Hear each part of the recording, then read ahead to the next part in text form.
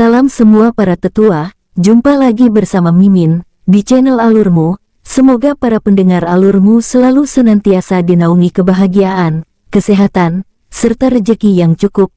Oke, Mimin langsung lanjut ceritanya. Selamat mendengarkan, dan hidupkan imajinasi para tetua. Cerita pun dimulai.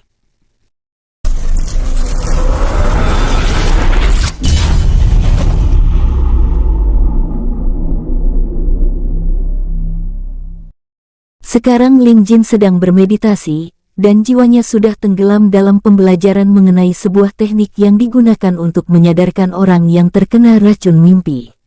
Teknik itu bernama teknik Ling Hun. Seng Huo Quan memperlihatkan berbagai visual yang bergerak beserta penjelasan di pikirannya. Teknik Ling Hun merupakan teknik yang digunakan oleh para kultivator pada zaman dahulu untuk memata-matai musuh mereka. Selain itu, teknik ini juga bisa digunakan untuk menyerang alam bawah sadar musuh dengan jiwa mereka selama tingkat praktik target masih berada di bawah penyerangnya.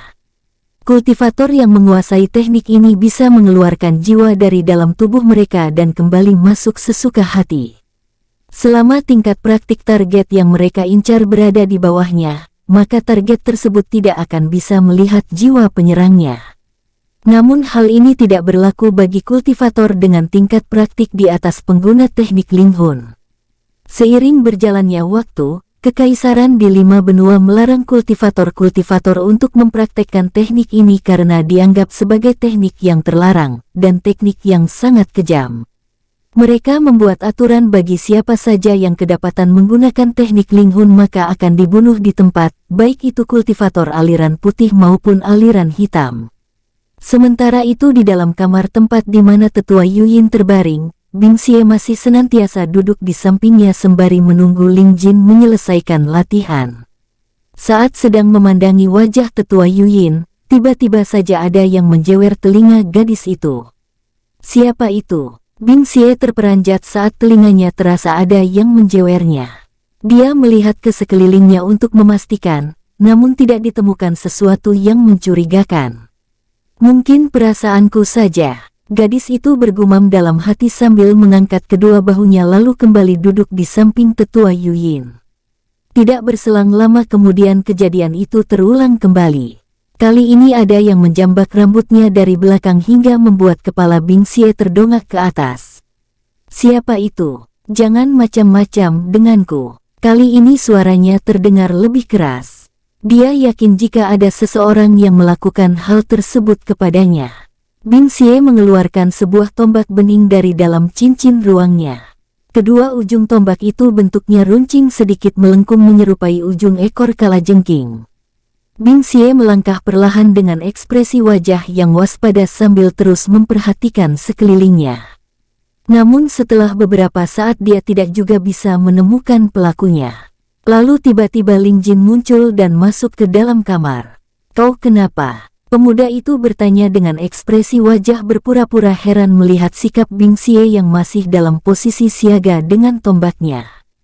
Gadis itu tidak tahu jika Ling Jin lah pelakunya. Bing Xie menurunkan tombak dan memasukkannya kembali ke dalam cincin ruangnya.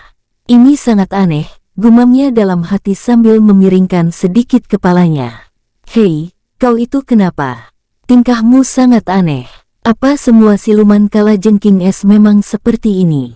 Ling Jin bertanya lagi kepada gadis itu sambil berusaha menahan tawa. Tidak, aku tidak kenapa-kenapa." "Oh iya, bagaimana? Apa kau sudah menguasainya?" Bing Xie balik bertanya sambil beranjak duduk kembali di samping tetua Yuyin. Ling Jin menganggukkan kepalanya menanggapi pertanyaan Bing Xie lalu dia berjalan mendekati tetua Yuyin dan mengamatinya dengan seksama. "Kau berjagalah di depan selama aku menyembuhkan tetua Yuyin." "Apa? Kenapa harus aku?" Bing Xie terlihat tidak terima karena dirinya disuruh Ling Jin menjadi penjaga pintu di istananya sendiri. "Sudah, jangan cerewet. Jika proses penyembuhan ini terganggu maka akan sangat berbahaya untuk kami berdua. Ingat, pastikan tidak ada yang memasuki kamar ini sekalipun itu kau sendiri," ucapnya.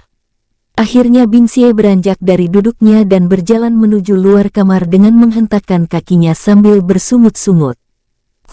dasar pria menyebalkan." Ling Jin hanya menghela nafas dan menggelengkan kepalanya melihat tingkah gadis itu yang sekilas mirip dengan Yin Meilin.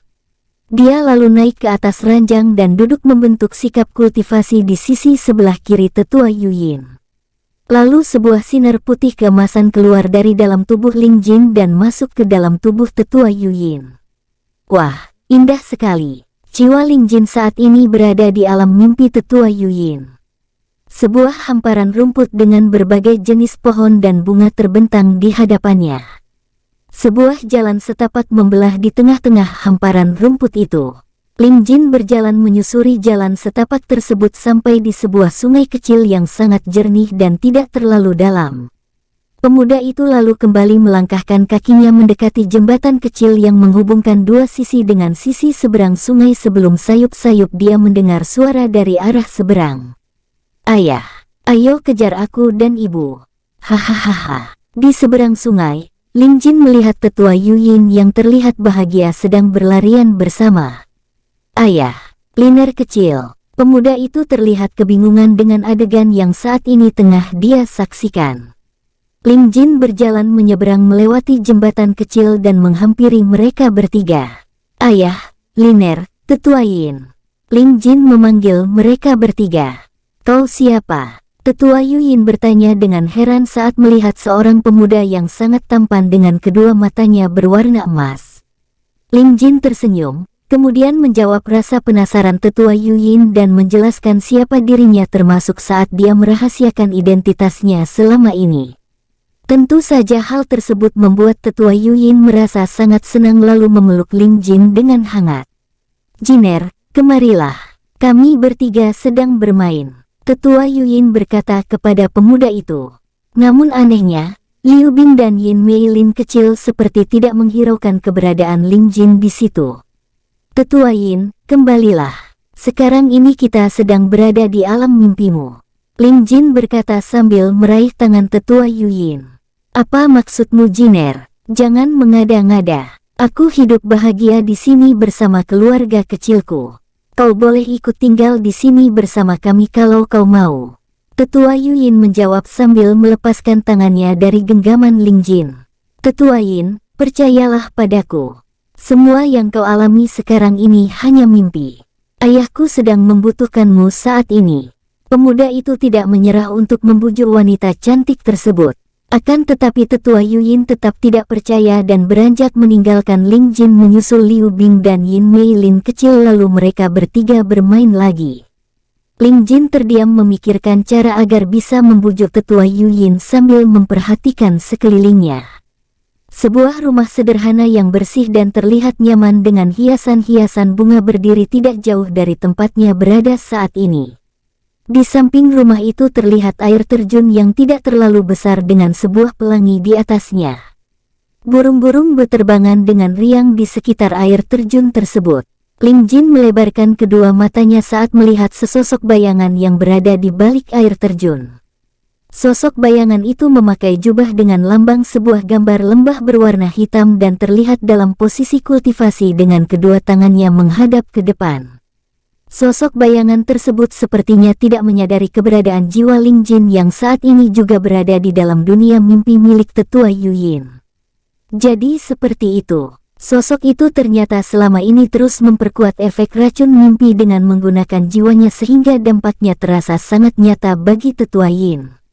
Ling Jin bergumam sambil terus menatap jiwa sosok bayangan tersebut. Tidak lama kemudian kedua mata emasnya mengkilat, lalu dia mengarahkan jari telunjuknya. "Iblis menentang langit," teriak Ling Jin.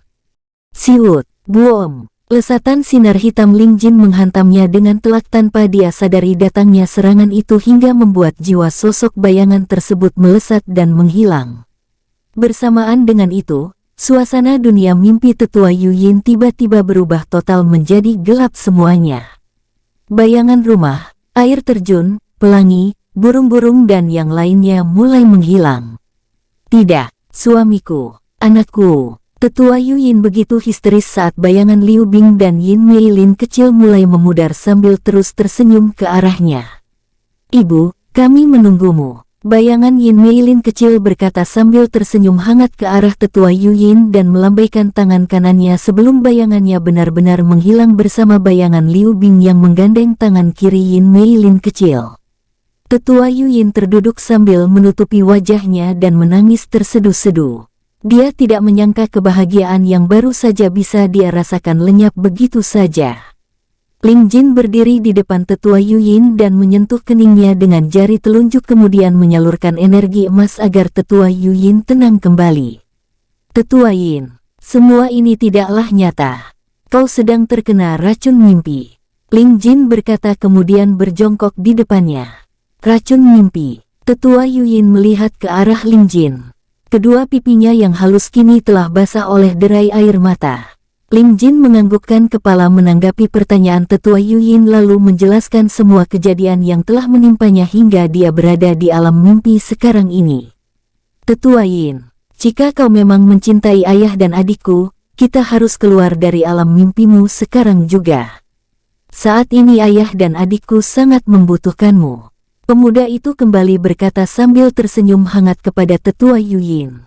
Apa yang terjadi dengan mereka berdua? Wanita cantik itu bertanya dengan ekspresi wajah yang menggambarkan kekhawatiran.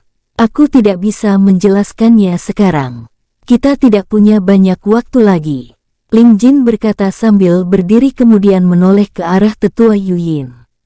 Ayah dan Liner menunggumu di luar. Ling Jin kemudian berubah kembali menjadi sebuah cahaya putih keemasan dan melesat menuju sebuah titik putih. Lalu selang beberapa saat pemuda itu membuka kedua matanya dan beranjak keluar untuk menemui Bing Xie. Bagaimana? Apa kau berhasil? Bing Xie langsung bertanya begitu Ling Jin membuka pintu kamar. Kau tenang saja, sebentar lagi tetua Yin siuman, jawab Ling Jin. Bing Xie kemudian cepat-cepat bergegas menuju ranjang tempat di mana tetua Yuyin terbaring kemudian kembali duduk di sampingnya. Ibu, seru Bing Xie dengan mata berbinar saat tetua Yuyin membuka matanya.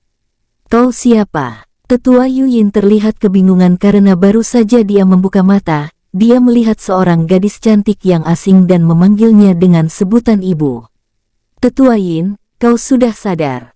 Ling Jin berdiri di dekat Bing Xie. Jiner, apa yang terjadi kepadaku? Kenapa aku bisa berada di tempat ini? Lalu, siapa dia? Tetua Yuyin bertanya dengan kebingungan. Ling Jin hanya tersenyum ringan menanggapi pertanyaan tetua Yuyin, kemudian dia menjelaskan keadaannya saat ini termasuk siapa Bing Xie dan alasan kenapa dia memanggilnya dengan sebutan ibu. Mendengar hal itu kedua mata tetua Yuyin memandang ke arah Bing Xie dengan tatapan hangat lalu merentangkan kedua tangannya. Kemarilah, biar ibu memelukmu. Seketika saja Bing Xie menghamburkan dirinya ke dalam pelukan tetua Yuyin sambil menangis. Ibu, terima kasih kau sudah membeli ibu waktu itu. Ibu tidak tahu apa yang akan terjadi seandainya kau tidak melakukannya. Mulai sekarang, kau adalah putri ibu. Tetua Yuyin berkata sambil mengelus rambut Bing Xie. Baiklah, kalau begitu aku pergi dulu. Ling Jin berkata menyela adegan haru di depannya itu. Kau mau kemana? Tanya tetua Yuyin. Aku ada urusan sebentar. Jika tetua Yin ingin menemui mereka berdua, pergilah ke sekte Raja Wali. Ling Jin berkata sambil tersenyum penuh arti. Lalu dia membayangkan sebuah nama tempat kemudian membuat portal dua dimensi. Ling Jin masuk ke dalamnya dan tidak lama setelah itu portal dua dimensi menyusut dan menghilang kembali. Wush! Ling Jin muncul tidak jauh dari sebuah lembah yang sangat besar.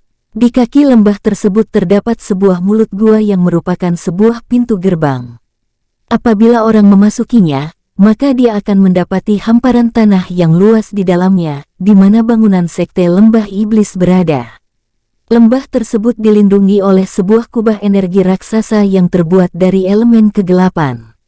Dari sini Ling Jin bisa menyimpulkan bahwa sekte tersebut benar-benar menjadikan iblis sebagai junjungan mereka mengingat elemen kegelapan hanya dikuasai oleh bangsa iblis saja.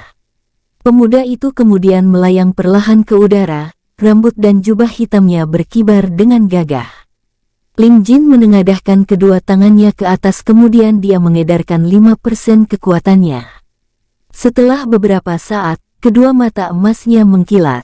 Hantaman Dewa Iblis. Wush! Sebuah bola energi kegelapan berukuran cukup besar terbentuk dan mendengung di atas kedua tangan Ling Jin selama beberapa waktu, lalu dia melemparkannya ke arah lembah tersebut. Swoosh! Boom! Bola energi menghantam kubah raksasa pelindung lembah tersebut kemudian meledak hingga menyebabkan goncangan yang hebat. Namun bola energi itu tidak menghancurkannya karena Ling Jin mempunyai rencana sendiri terhadap sekte lembah iblis tersebut. Tidak berapa lama, seluruh anggota sekte lembah iblis yang masih tersisa tidak lebih dari 30.000 itu keluar dari dalam lembah dan berkerumun sambil memegang senjata mereka masing-masing di bawah tempat Ling Jin melayang. Seorang pria tua berdiri di bagian paling depan mereka. Dia adalah Wen Jiao, Tetua Agung Sekte Lembah Iblis. Wajahnya terlihat sangat geram dengan perbuatan pemuda tersebut. Pada waktu peperangan berdarah di kota Changlin, dia memang tidak ikut serta karena mendapatkan perintah dari junjungannya yang tidak lain adalah Jenderal Mo Xiehe untuk tetap menjaga sekte apabila ada serangan balik dari aliran putih. Anak muda, apa maksudmu datang kemari dan membuat onar di sekte Lembah Iblis? Wen Jiao bertanya dengan ekspresi wajah yang penuh kebencian. Ling Jin hanya diam saja tidak menanggapi pertanyaannya untuk sesaat, kemudian dia mendarat perlahan di atas tanah lalu berkata, "Aku kemari untuk mencari seseorang di antara kalian. Siapa yang kau maksud? Jangan kau kira bisa berbuat seenaknya di sekte Lembah Iblis."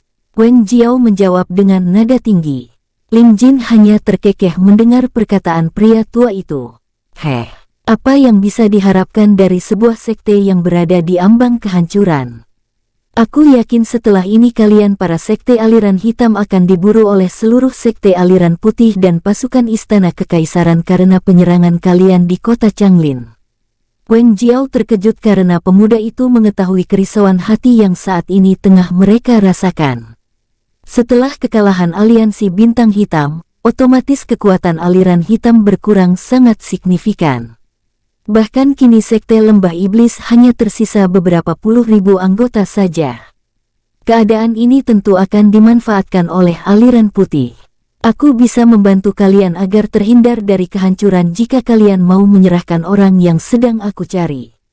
Ling Jin kembali berkata sambil melipatkan tangan di depan dada dan memperhatikan semua anggota sekte lembah iblis dengan seksama.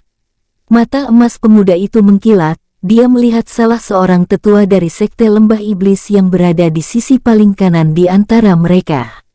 Di jubahnya terdapat bekas bercak darah yang belum menghilang. Ling Jin tersenyum misterius ketika melihatnya. Seorang pemuda tanggung sepertimu apa yang bisa kau lakukan? Namun aku akui keberanianmu untuk mengantarkan nyawa ke sini. Wen Jiao berkata dengan angkuh dan merasa pemuda di hadapannya ini terlampau berani.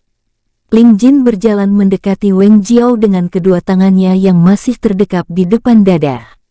Lalu seketika semua anggota sekte lembah iblis mengambil sikap waspada dan menghunuskan senjata mereka ke arahnya. Ling Jin menghentikan langkah sambil melihat ke arah mereka semua. Sesaat kemudian dia tersenyum dan berkata, "Jika kau menanyakan aku bisa berbuat apa, bagaimana jika aku menjawab kalau aku bisa membunuh junjunganmu?" Mo Xiehe, JDR. Wen Jiao bagai disambar petir mendengar perkataan Ling Jin. Bagaimana mungkin pemuda itu mengetahui nama tersebut? Bahkan di antara semua anggota sekte lembah iblis, hanya dia dan Patriark dan Rui saja yang mengetahuinya. Akan tetapi dia tidak mau percaya begitu saja. "Aku tidak tahu dari mana kau mengetahui nama itu. Namun jangan kau kira hanya dengan itu kau bisa menggertak kami." Wen Jiao berkata sambil mengeluarkan cambuk apinya. Ling Jin hanya tersenyum mendengar perkataan Wen Jiao. Pemuda itu kemudian melayang kembali ke udara dengan perlahan. Hahaha, hahaha. Ling Jin tertawa lantang di atas mereka sambil merentangkan kedua tangannya ke arah kiri dan kanan. Hal itu membuat Wen Jiao dan semua anggota sekte lembah iblis merasa heran dengan perubahan sikap Ling Jin. Namun tiba-tiba saja mata mereka semua memelotot dengan lebar-lebar. Di udara, Ling Jin berubah ke mode iblis dan saat itu juga alam menjadi kacau. Tanah bergetar dengan hebat, Awan-awan hitam menggulung-gulung disertai perubahan langit yang menjadi gelap. Kemudian hujan badai dan petir merah darah kehitaman menghajar seluruh daratan tanpa ampun. Wen Jiao dan seluruh anggota Sekte Lembah Iblis menjadi ketakutan setelah melihat perubahan wujud Ling Jin di udara. Mereka bisa merasakan kekuatan pemuda itu melebihi junjungan mereka, Jenderal Mo Xiehe. Banyak anggota Sekte Lembah Iblis menjadi kocar-kacir menyelamatkan diri karena takut terkena sambaran petir-petir tersebut. Kini Ling Jin menatap mereka dengan dingin dan tanpa ekspresi. Lalu tiba-tiba saja tubuh salah satu tetua Sekte Lembah Iblis telah berada dalam cengkeramannya. Semua yang ada di tempat itu tersentak melihat kejadian itu. Wen Jiao sendiri pun tidak bisa mengetahui kapan Ling Jin mengambil tetua itu ke dalam cengkeramannya. Kau telah menggunakan teknik Ling Hun kepada seorang wanita. Ling Jin berkata sambil mengangkatnya tinggi-tinggi. Apa? Wen Jiao dan yang lainnya terlihat tidak percaya mendengar perkataan Ling Jin. Tapi Tuan, teknik itu adalah teknik terlarang bagi aliran putih maupun aliran hitam sekalipun. Jadi mana mungkin dia menggunakan teknik Ling Hun? Wen Jiao berkata kepada Ling Jin. Kini dia memanggilnya dengan sebutan Tuan karena merasa perkataan pemuda itu sebelumnya adalah kebenaran. Beb benar, aku melakukannya. Tetua itu menjawab dengan suara yang terputus-putus karena lehernya tercekik tangan Ling Jin. Kun, bagaimana kau bisa menggunakan teknik terlarang itu? Apa kau benar-benar sudah bosan hidup? Wen Jiao memaki Cheng Kun yang sudah mengakuinya sendiri jika dia menggunakan teknik Ling Hun secara diam-diam. Ling Jin membanting Cheng Kun dengan keras dalam posisi punggungnya yang pertama kali menghantam permukaan tanah. Buaf, hoak. Cheng Kun memuntahkan seteguk darah akibat benturan yang keras itu. Kemudian dia segera bergegas bersujud. Tuan, saya mohon ampuni saya Tuan. Saya tidak akan mengulanginya lagi. Saya berjanji Tuan. Namun tiba-tiba saja Wen Jiao melesat dan menyerangkan serangan telapak tangannya ke punggung Cheng Kun. Buak, Cheng Kun seketika tewas saat itu juga dalam keadaan masih bersujud kepada Ling Jin. Jiwanya yang melesat ke atas tiba-tiba saja terkurung oleh segel bayangan milik Ling Jin. Lalu dia membakar jiwa itu di dalamnya dengan api hitamnya. Swoosh! Wen Jiao serta yang lainnya melebarkan mata mereka saat melihat api hitam dan kekejaman itu. Mereka semua tahu tentang api hitam, namun yang paling mengejutkan mereka adalah Ling Jin membakar jiwa Cheng Kun sehingga tetua itu tidak akan bisa bereinkarnasi kembali. Setelah menyadarkan diri dari keterkejutan mereka, Wen Jiao segera bersujud kepada Ling Jin kemudian semua anggota yang lain mengikutinya. Tuan, hamba mohon pimpinlah Sekte Lembah Iblis ini. Hamba mohon maaf karena tidak menyadari kebesaran Tuan. Ling Jin yang masih melayang di udara dengan mode iblisnya itu hanya melihat mereka semua tanpa ekspresi apapun.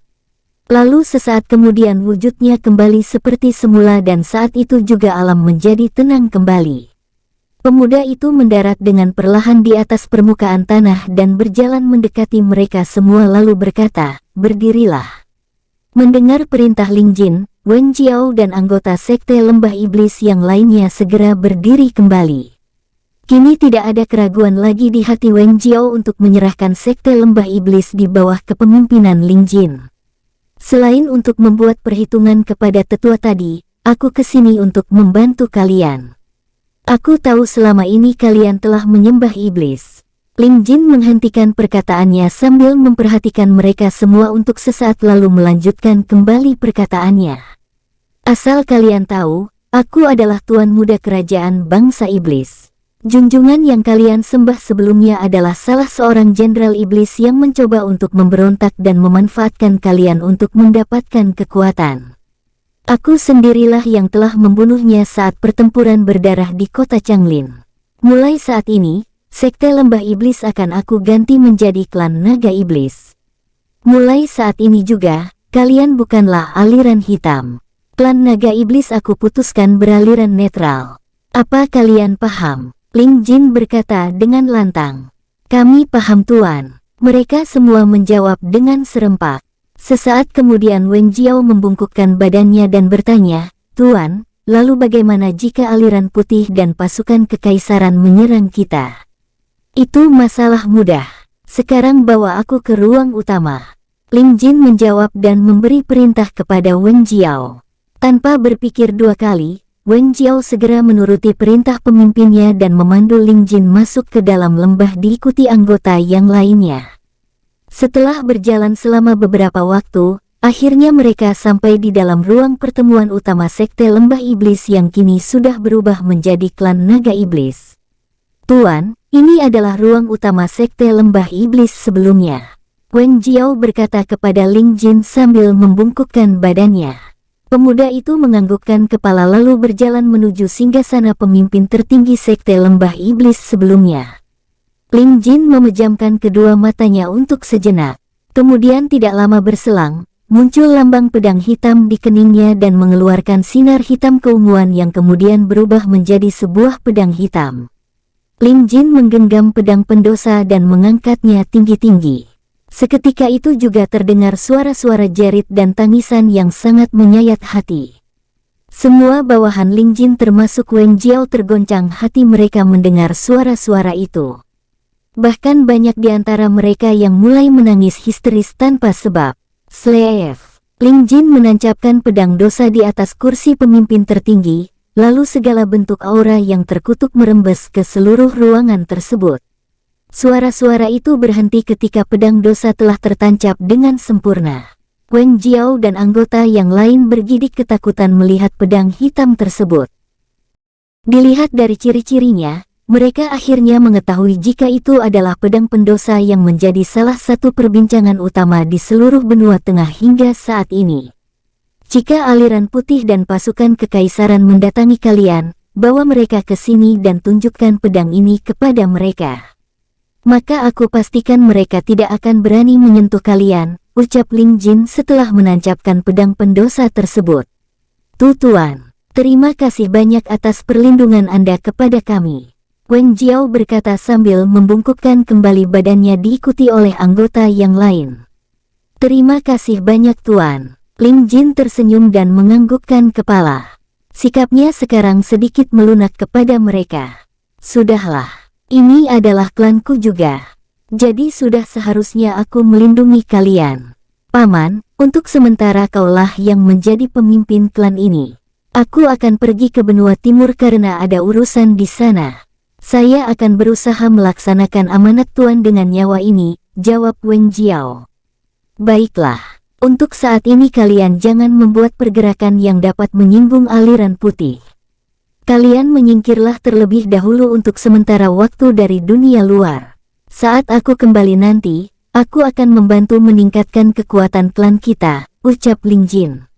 "Aku pergi sekarang. Kalian jaga diri kalian baik-baik. Ingat pesanku tadi," Ling Jin kembali berkata lalu menghilang dari tempat itu begitu saja. Hal ini membuat Wen Jiao serta anggota yang lain terkejut untuk kesekian kalinya melihat pemimpin baru mereka bisa menghilang. Suatu hal yang tidak bisa dilakukan oleh kultivator di benua tengah. Wen Jiao tersenyum untuk sesaat kemudian membungkukkan badannya. "Tuan, saya percaya jika klan ini kelak akan bisa menuju puncak kejayaan yang belum pernah diraih Sekte Lembah Iblis sebelumnya." Lalu setelah itu semua anggota klan berteriak dengan serempak. Sorot mata mereka menyiratkan harapan yang baru bagi mereka di bawah kepemimpinan Ling Jin yang mereka yakini akan memberikan perubahan terhadap hidup seluruh anggotanya. Hidup pemimpin, hidup klan Naga Iblis, hidup pemimpin, hidup klan Naga Iblis. Dan langsung mimin geser tempat tetua alurmu. Sore hari yang indah di kawasan sebuah hutan besar dan penuh dengan pepohonan yang rimbun. Angin semilir dengan sejuk, burung-burung berkicau dan beterbangan dengan riang. Hutan itu adalah hutan Changbai yang terletak di benua timur.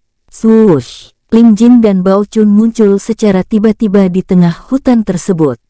Mereka memutuskan berburu binatang buas untuk makan malam mereka terlebih dahulu karena saat ini persediaan uang mereka sudah menipis. Uang-uang Ling Jin yang dia berikan kepada Huang Xiuren selain untuk memenuhi kebutuhan anak-anak asuh Huang Xiuren, juga sudah digunakan untuk membeli penginapan sedap malam. Pemuda itu memutuskan membelinya untuk dia hadiahkan kepada Liu Bing sebagaimana janjinya dulu. Namun karena keluarga besar Chang selaku pemilik penginapan tidak ada lagi yang tersisa, maka Ling Jin memberikan uang pembelian kepada tuan kota untuk menambah pemasukan kota Jiangqi. Ling Jin juga telah meminta Huang Xiuren untuk mengelola penginapan yang kini telah berganti namanya menjadi penginapan Bing itu. Selesainya urusan pemuda tersebut di kota Jiangqi, dia dan Bao Chun memutuskan untuk langsung menuju ke benua timur. Tidak membutuhkan waktu yang lama bagi mereka berdua untuk mendapatkan binatang buruan.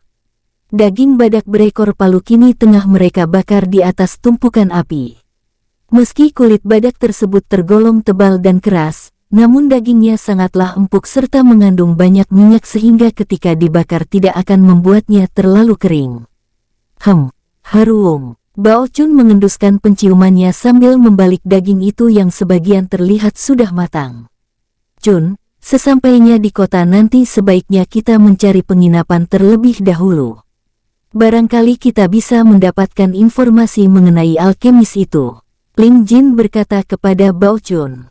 Benar Jin, kudengar wilayah benua timur lebih luas daripada benua tengah, bahkan kultivator-kultivator di sana banyak yang lebih kuat. Jadi kurasa lebih baik mencari informasi terlebih dahulu, jawab Bao Chun kemudian membenahi posisi kayu bakar agar apinya tetap menyala. Ling Jin menganggukkan kepala menanggapi perkataan sahabatnya itu. Dia tidak menampik akan hal tersebut karena saat ini dia merasakan energi yang berada di kawasan benua timur lebih padat daripada energi di benua tengah. Jin, kenapa kau tidak membawa kalungmu? Lalu semua uang dan pil-pil itu. Bao Chun kembali berkata sambil menolehkan pandangannya ke arah Ling Jin. Aku sudah memiliki rencana sendiri terhadap uang dan pil-pil tersebut Chun, jawab Ling Jin singkat.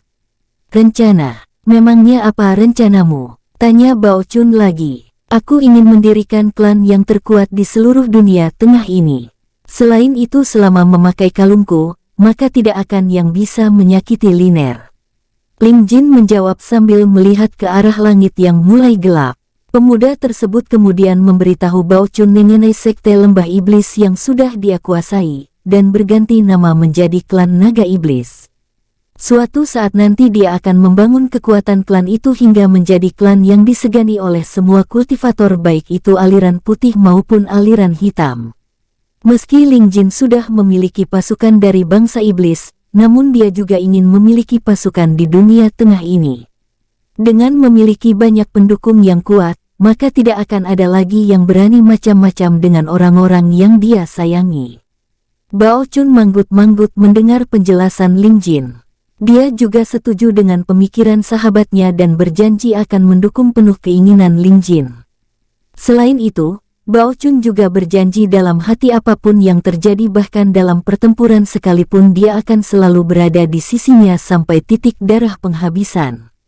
Untuk langkah awal menuju puncak dari segala puncak kekuatan, Bao Chun mengangkat dagingnya yang telah matang, lalu diikuti Ling Jin sambil mengatakan hal yang sama. Kemudian kedua sahabat itu mulai memakan daging bakar hasil buruan mereka dengan lahap. Mereka berdua tidak menyadari jika kelak Bao Chun akan menjelma menjadi sosok yang ditakuti oleh para dewa. Saat Ling Jin dan Bao Chun sedang asyik-asyiknya makan, mereka berdua mendengar suara dentingan senjata yang beradu tidak jauh dari tempat mereka berada. Lalu kedua sahabat itu memutuskan untuk melihat apa yang tengah terjadi. Traaang, buak. Hahaha, sudah aku bilang serahkan harta kalian jika mau selamat. Tapi kalian benar-benar tidak memandangku sebagai pemimpin perampok hutan Changhai. Seorang laki-laki dengan jenggot lebat dan bekas sayatan pedang di pipi kirinya tertawa dengan lantang. Dialah pemimpin perampok tersebut. Di hadapannya terlihat seorang saudagar dengan pakaian mewah, tengah terduduk dan tersandar di roda kereta sambil memegangi dadanya yang terkena tendangan dari pemimpin perampok tersebut. Saudagar itu adalah seorang pedagang yang akan pergi ke kota untuk menjual dagangannya. Namun saat akan beristirahat di hutan Changhai, rombongan mereka disergap oleh segerombolan perampok. Dari 7 orang kultivator yang dia sewa, 5 orang sudah tergeletak tidak bernyawa dan hanya menyisakan 2 orang saja beserta beberapa pelayannya. Bunuh mereka semua. Pemimpin perampok itu memberi perintah kepada para anak buahnya. Rombongan pedagang itu terlihat sudah pasrah dengan nasib mereka yang akan mati di hutan Changhai. Namun sebelum para perampok mengeksekusi mereka, terdengar sebuah suara dari arah belakang. "Wah, daging ini sangat enak," Bao Chun berseru dengan mulut yang penuh dengan daging bakarnya. "Kau benar, tidak sia-sia kita berburu di hutan yang aman ini," sahut Ling Jin sambil terus mengunyah. Mereka berdua makan dengan terus berjalan melewati 2 kelompok tersebut seolah-olah mereka tidak ada di tempat itu. Pemimpin perampok memberi tanda kepada anak buahnya untuk mencegat Ling Jin dan Bao Chun. Lalu 13 orang anak buahnya melesat dan berhenti di depan mereka berdua. Namun kedua pemuda tanggung itu sama sekali tidak memperdulikan keberadaan mereka, hingga akhirnya Ling Jin menabrak salah seorang perampok.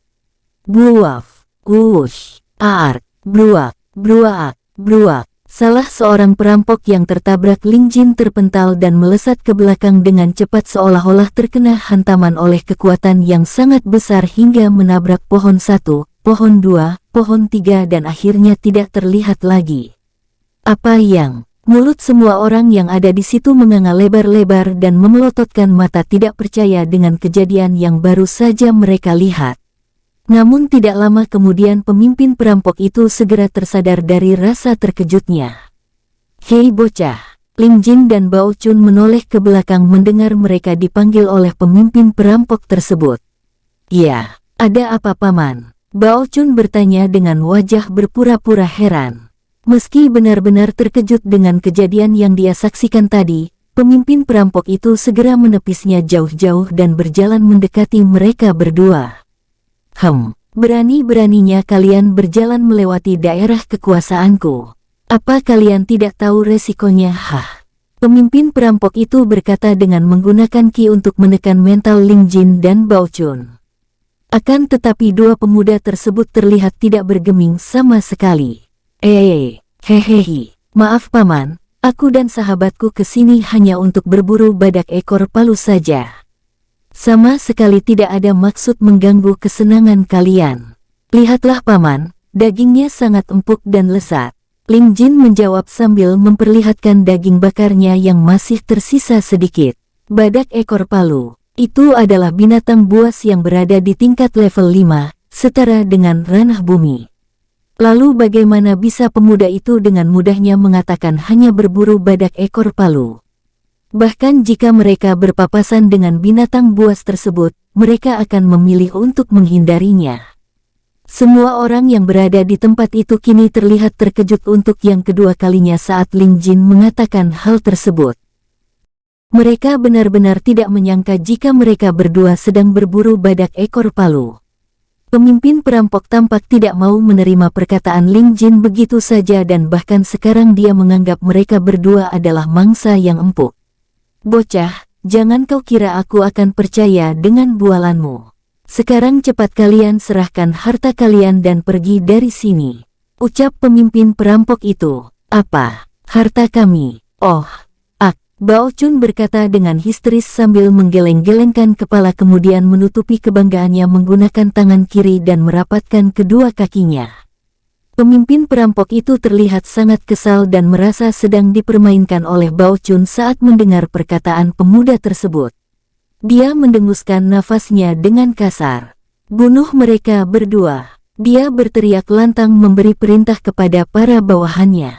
Sontak saja ke-13 anak buahnya menghunuskan senjata secara bersamaan.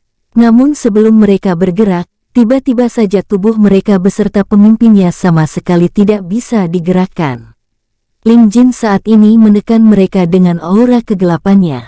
Dia memusatkan aura itu hanya kepada gerombolan perampok tersebut.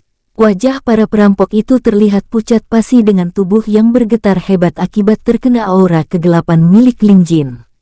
Bahkan beberapa di antara mereka telah terkencing-kencing di celana. Pedagang serta sisa rombongannya bingung melihat para perampok tersebut karena tidak mengerti apa yang sedang terjadi kepada mereka semua. Sementara para perampok masih menggigil ketakutan. Aura seorang ranah pertapa terlalu besar untuk ditanggung oleh ranah bumi tahap awal dan ranah master seperti mereka. Kini terlihat siluet bayangan hitam yang sangat mengerikan di belakang Ling Jin. Bayangan itu menatap mereka dengan tatapan penuh kebencian. Air mata pemimpin perampok dan bawahannya tampak mengalir dengan deras, namun tidak bisa mengeluarkan suara tangisan karena lidah mereka semua keluh untuk digerakkan. Selang beberapa saat Ling Jin menghilangkan tekanan aura kegelapannya. Seketika itu juga pemimpin perampok tersebut segera bersujud diikuti oleh semua anak buahnya. "Tuan, mohon ampun Tuan, saya tidak menyadari kebesaran Tuan," dia berkata sambil menangis terseduh-seduh karena sangat merasakan ketakutan. Celananya telah basah oleh air kencingnya sendiri. "Aku akan membiarkan kalian hidup namun dengan beberapa syarat," Ling Jin berkata dan menatap mereka dengan tajam. Lalu dia mengatakan syarat-syarat yang dia maksud. Tentu saja pemimpin perampok dan bawahannya setuju karena yang terpenting nyawa mereka bisa selamat. Tanpa banyak basa-basi pemimpin perampok beserta para bawahannya mengumpulkan cincin ruang mereka dan memberikannya kepada Ling Jin. Kemudian mereka membuka baju atasan mereka dan membuangnya ke dalam hutan. Menyenangkan sekali bisa merampok perampok, batin Ling Jin dengan girang saat melihat isi cincin-cincin ruang tersebut, lalu memakai cincin pemimpin perampok dan meneteskan darah kemudian memasukkan cincin-cincin yang lain ke dalamnya. Setelah itu dia dan Bao Chun menghampiri rombongan pedagang dengan diikuti oleh para perampok tersebut. "Paman, apa kau tidak apa-apa?" Ling Jin bertanya kepada pedagang tersebut. "Saya tidak apa-apa Tuan Muda. Terima kasih karena telah menyelamatkan nyawa kami." "Tapi mereka..." Perkataan pedagang itu terhenti saat melihat beberapa mayat kultivator yang dia sewa dan beberapa pelayannya. Pemimpin perampok beserta anak buahnya kemudian segera meminta maaf dan menawarkan diri untuk membantu memakamkan mereka. "Baiklah, aku memaafkan kalian semua. Aku harap kalian tidak mengulangi kejahatan kalian mulai saat ini," pedagang itu berkata sambil menghela nafasnya. Lalu dia juga menawarkan pekerjaan sebagai pengawal kepada mereka dan tentu saja akan mendapatkan upah setiap bulannya. "Tuan, saya Hongshan dan bawahan saya berjanji akan menjadi pengawal yang baik bagi Tuan. Terima kasih karena telah memberikan pekerjaan kepada kami," pemimpin perampok itu berkata sambil membungkukkan badan diikuti para bawahannya. Ling Jin kagum dengan kebesaran dan kebaikan hati pedagang tersebut. Pemuda tampan itu tidak membunuh mereka semua karena saat ini sedang merasa malas untuk membunuh orang. Setelah proses pemakaman selesai, Ling Jin dan Bao Chun ditawari untuk melakukan perjalanan bersama saat mengetahui arah tujuan kedua pemuda itu sama dengan tujuan rombongan mereka. Ling Jin dan Bao Chun menyetujui ajakan dari pedagang itu karena merasa tidak ada salahnya sesekali melakukan perjalanan menggunakan jalur darat. Akhirnya mereka semua kembali melanjutkan perjalanan setelah memastikan akan sampai di kota pada pagi hari jika mereka berangkat saat ini juga. Sedangkan para perampok mengawal perjalanan rombongan tersebut dengan bertelanjang dada. Saat ini Ling Jin sudah duduk di samping kusir kereta kuda. Sebenarnya dia dipersilahkan untuk masuk dalam kereta, namun pemuda itu menolaknya dengan alasan ingin menikmati pemandangan hutan selama perjalanan. "Bukan yang itu, lebih ke atas sedikit. Nah yang itu. Enaknya." Di atas kereta kuda, Bao Chun terlihat sedang dipijit oleh salah seorang perampok bawahan dari Hongshan. Dan singkat cerita, sekarang Ling Jin saat ini tengah merebahkan tubuhnya di atas ranjang di dalam sebuah kamar penginapan. Sementara Bao Chun juga sedang berada di dalam kamarnya. Mereka berdua berpisah dengan rombongan pedagang begitu tiba di kota Jilin. "Tok, tok, tok. Tuan, makanan Anda sudah siap," kata seorang pelayan dari luar pintu kamar.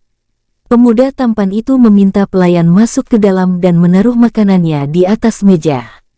Setelah selesai, pelayan tersebut pamit undur diri untuk mengerjakan pekerjaannya yang lain. Ling Jin kemudian beranjak dari ranjang menuju meja makan untuk mengisi perutnya. Saat akan mulai makan, Bao Chun tiba-tiba masuk ke dalam kamarnya.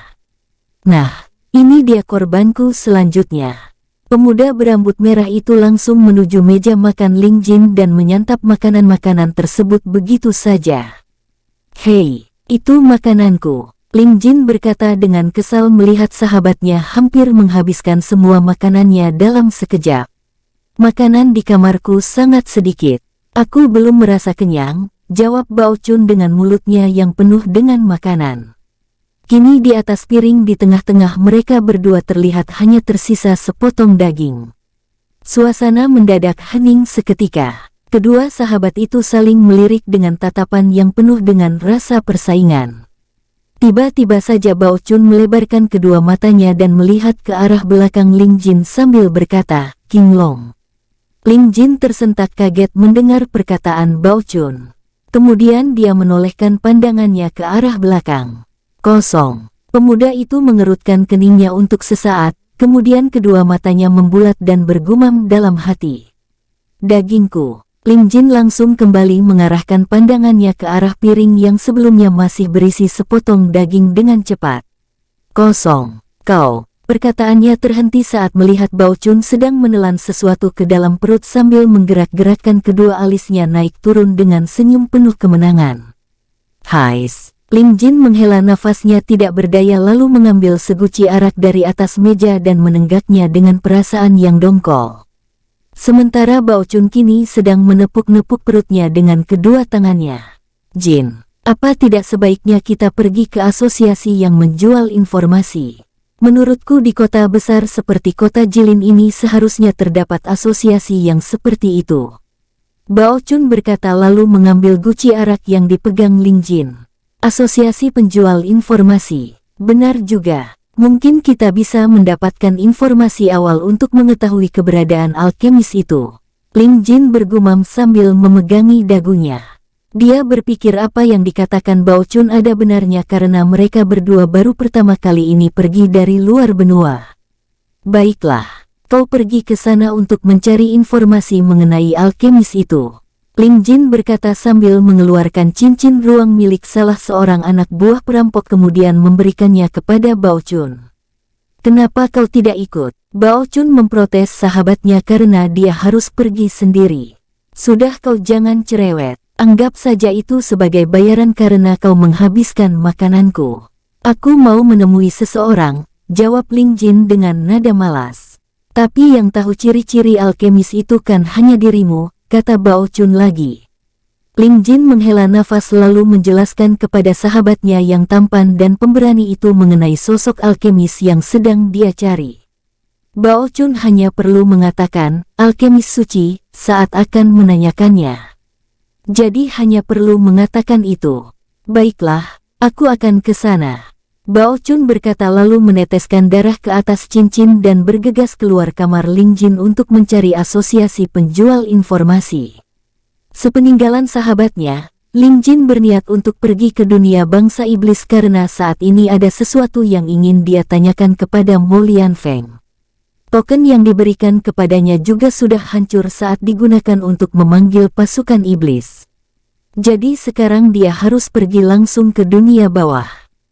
Ketika Ling Jin akan beranjak pergi ke istana kerajaan bangsa iblis, tiba-tiba Seng Huo Quan muncul di atas kepalanya. Saat itu juga kondisi kamar Ling Jin menjadi sangat terang benderang akibat bias cahaya emas Seng Huo Quan. Pemuda itu segera membuat segel pelindung untuk mencegah bias cahaya tersebut menyebar kemana-mana. "Kenapa mendadak sekali kau muncul?" Ling Jin menggerutu dalam hati lalu mengambil sikap kultivasi untuk menyerap pengetahuan yang akan diberikan oleh Seng Huo Quan. 9 gerbang jiwa. Kening pemuda itu terlihat mengerut saat sedang memahami pengetahuan tersebut.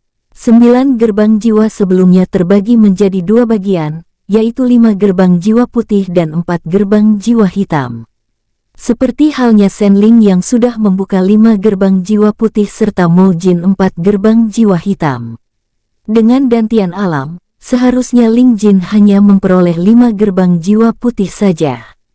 Namun karena dia menguasai kitab Dewa Iblis, kedua bagian itu melebur menjadi satu. Dalam artian jika ke-9 gerbang tersebut berhasil terbuka, maka dia akan mencapai tahap tertinggi kesempurnaan jiwa dari seorang kultivator. Perlu diketahui meski Yang Agung juga memiliki dantian alam, namun dia tidak bisa mempelajari kekuatan yang berkaitan dengan suatu keburukan. Semua itu sudah menjadi ketetapan dari Sang Pencipta bagi seorang penjaga nirwana. Sehingga Yang Agung hanya dapat membuka 5 gerbang jiwa putih saja. Ling Jin saat ini secara tidak sengaja telah membuka gerbang jiwa yang pertama, yaitu gerbang jiwa penolong. Hal ini terjadi saat dia menggunakan teknik Ling Hun untuk menolong jiwa tetua Yuyin, di mana sebelumnya tidak ada yang menggunakan teknik ini untuk sebuah kebaikan. Setelah membuka gerbang jiwa yang pertama, dia harus membuka 8 gerbang lainnya agar bisa mencapai tahap kesempurnaan. 8 gerbang tersebut antara lain gerbang jiwa pembunuh, pemimpin, pemberontak, kebijaksanaan, pendendam, kerendahan hati, kesombongan dan penyerahan diri. Seng Huoquan menyusut dan kembali masuk ke dalam kepala pemuda itu. Kemudian Ling Jin membuka kedua matanya setelah memahami pengetahuan tersebut. 9 gerbang jiwa memang bukanlah suatu pengetahuan yang ringan. Sungguh pengetahuan yang sangat berat. Ling Jin bergumam dalam hati sambil memperhatikan tubuhnya yang sudah basah dengan keringat. Kemudian pemuda tampan itu menghilangkan segel pelindung dan bergegas membersihkan diri terlebih dahulu sebelum pergi ke dunia bawah. Selang beberapa saat kemudian Bao Chun masuk kembali ke dalam kamar Ling Jin dengan wajah yang terlihat sangat kesal. Di saat itu pula Ling Jin juga telah selesai membersihkan diri. Dia terheran melihat ekspresi wajah sahabatnya. "Kau kenapa? Abis ditolak seorang gadis," ucap Ling Jin sambil menghampiri Bao Chun. "Apa kau sengaja mengerjaiku?" jawab Bao Chun dengan bersungut-sungut. "Mengerjaimu? Apa maksudmu?" Ling Jin semakin tidak mengerti dengan perkataan sahabatnya lalu duduk di dekat Bao Chun. Bao Chun kemudian berkata jika untuk mendapatkan informasi dari sebuah asosiasi yang bernama Asosiasi Langit Timur, dia harus membayar dengan biaya yang tidak sedikit. Apalagi untuk informasi mengenai alkemis suci. "Bukankah kau sudah membawa uang di dalam cincin itu?" Ling Jin bertanya sambil menunjuk ke arah cincin ruang yang dipakai Bao Chun. "Lihat ini." Bao Chun menjawab sambil memperlihatkan cincin ruang yang dia kenakan kepada Ling Jin. Pemuda itu mengerutkan keningnya lalu melihat ke dalam cincin tersebut. Kedua mata emasnya melotot lebar-lebar dengan ekspresi wajah yang terlihat tidak percaya. Pakaian dalam wanita. Semua isinya hanya pakaian dalam wanita. Ling Jin berkata dengan histeris. "Kau lihat sendiri kan, memangnya mereka mau dibayar dengan ini? Aku bahkan hampir dipukuli para penjaga Asosiasi Langit Timur saat mengeluarkannya." Ketika Ling Jin akan beranjak pergi ke istana kerajaan bangsa iblis, tiba-tiba Seng Huoquan muncul di atas kepalanya. Saat itu juga kondisi kamar Ling Jin menjadi sangat terang benderang akibat bias cahaya emas Seng Huoquan. Pemuda itu segera membuat segel pelindung untuk mencegah bias cahaya tersebut menyebar kemana-mana. "Kenapa mendadak sekali kau muncul?" Ling Jin menggerutu dalam hati lalu mengambil sikap kultivasi untuk menyerap pengetahuan yang akan diberikan oleh Seng Huoquan. 9 gerbang jiwa. Kening pemuda itu terlihat mengerut saat sedang memahami pengetahuan tersebut. 9 gerbang jiwa sebelumnya terbagi menjadi 2 bagian, yaitu 5 gerbang jiwa putih dan 4 gerbang jiwa hitam. Seperti halnya Shen Ling yang sudah membuka 5 gerbang jiwa putih serta Mo Jin 4 gerbang jiwa hitam. Dengan dantian alam, seharusnya Ling Jin hanya memperoleh 5 gerbang jiwa putih saja. Namun karena dia menguasai kitab Dewa Iblis, kedua bagian itu melebur menjadi satu. Dalam artian jika ke-9 gerbang tersebut berhasil terbuka, maka dia akan mencapai tahap tertinggi kesempurnaan jiwa dari seorang kultivator. Perlu diketahui meski Yang Agung juga memiliki dantian alam, namun dia tidak bisa mempelajari kekuatan yang berkaitan dengan suatu keburukan. Semua itu sudah menjadi ketetapan dari Sang Pencipta bagi seorang penjaga nirwana. Sehingga Yang Agung hanya dapat membuka 5 gerbang jiwa putih saja. Ling Jin saat ini secara tidak sengaja telah membuka gerbang jiwa yang pertama yaitu gerbang jiwa penolong. Hal ini terjadi saat dia menggunakan teknik Ling Hun untuk menolong jiwa tetua Yuyin, di mana sebelumnya tidak ada yang menggunakan teknik ini untuk sebuah kebaikan. Setelah membuka gerbang jiwa yang pertama, dia harus membuka 8 gerbang lainnya agar bisa mencapai tahap kesempurnaan.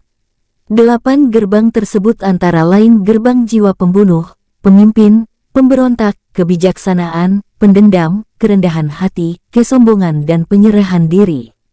Seng Huoquan menyusut dan kembali masuk ke dalam kepala pemuda itu. Kemudian Ling Jin membuka kedua matanya setelah memahami pengetahuan tersebut. 9 gerbang jiwa memang bukanlah suatu pengetahuan yang ringan, ini sangat membutuhkan waktu yang lama. Sungguh pengetahuan yang sangat berat. Ling Jin bergumam dalam hati sambil memperhatikan tubuhnya yang sudah basah dengan keringat. Kemudian pemuda tampan itu menghilangkan segel pelindung dan bergegas membersihkan diri terlebih dahulu sebelum pergi ke dunia bawah.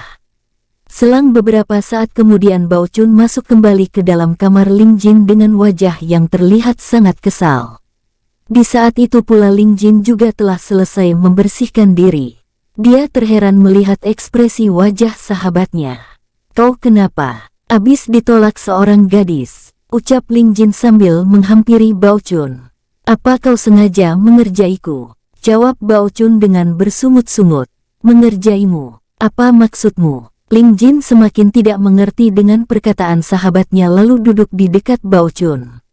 Bao Chun kemudian berkata jika untuk mendapatkan informasi dari sebuah asosiasi yang bernama Asosiasi Langit Timur, dia harus membayar dengan biaya yang tidak sedikit. Apalagi untuk informasi mengenai alkemis suci. "Bukankah kau sudah membawa uang di dalam cincin itu?" Ling Jin bertanya sambil menunjuk ke arah cincin ruang yang dipakai Bao Chun.